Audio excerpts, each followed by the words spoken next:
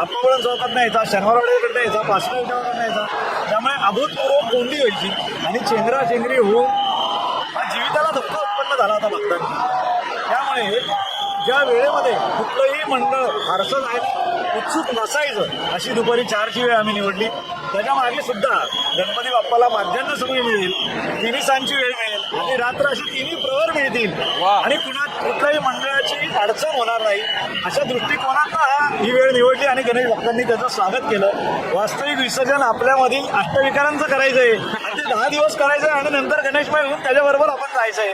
ही भूमिका त्याच्या मागची आहे. सामाजिक आणि आध्यात्मिक दोन्ही दृष्टिकोन ठेवून आपण हा निर्णय घेतला. हा गणेश उत्सव आपण उत्सवाकडे लक्ष येतोय, गणेशाकडे जाण्याची गरज आहे. त्यामुळे अध्यात्म आणि हा भौतिक आपण जो उत्सव साजरा करतोय दोघांची सांगड घालण्याची गरज आहे. त्या दृष्टिकोनातून गणेशाचं स्वरूप समजून घेण्याची आवश्यकता आहे आणि त्यासाठी हा गणेश उत्सव आहे. उत्सवाकडनं आपल्याला गणेशाला समजून घेण्याची गरज आहे.